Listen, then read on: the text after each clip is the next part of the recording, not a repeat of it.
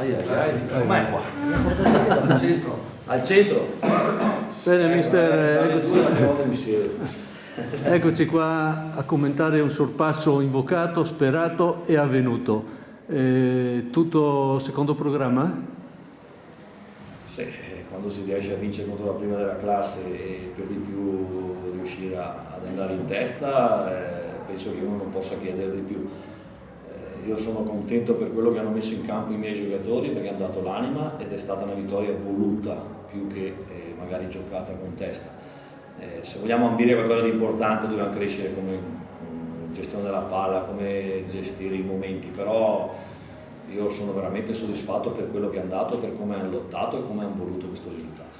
Il Portoguaro oggi ha fatto qualcosa di più dell'avversario, il risultato è meritato?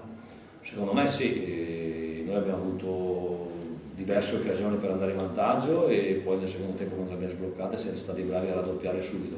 Abbiamo concesso pochissimo, magari loro hanno avuto una buona gestione della palla in certi momenti, però non ho ricordi di grandi parate del mio portiere, vuol dire che la squadra ha lavorato di reparto, di squadra, e questa è la cosa che mi conforta di più. C'è qualche infortunato che l'ha costretta a fare un po' qualche spostamento della formazione?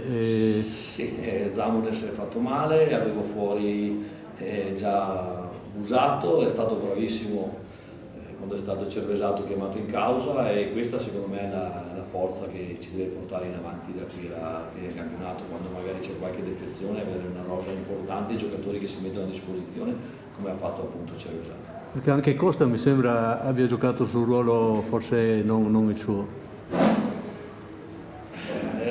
Cerchiamo di far girare un po' la squadra. Sta provando. L'esterno è quinto e si è dato da fare, è un ragazzino e è una cosa nuova, e diciamo che l'ha fatto anche abbastanza bene, io sono contento.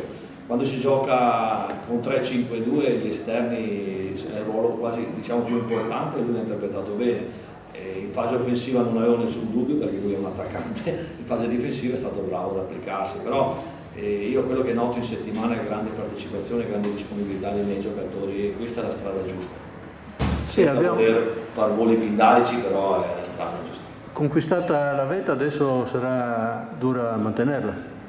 Ma si sa che quando uno è in testa e tutti vogliono fargli lo sgambetto, già Portoguaro è uno stadio che dà grandi motivazioni, che viene a giocare in questo campo, però io non penso all'immediato, penso solo che noi abbiamo fatto 2 partite, 6 punti, devo guardare la crescita singolarmente della squadra e poi eventualmente a marzo giocarci le nostre carte. È normale che essere in testa ci fa solo che bene. Ultima domanda, è stata la partita che aveva immaginato?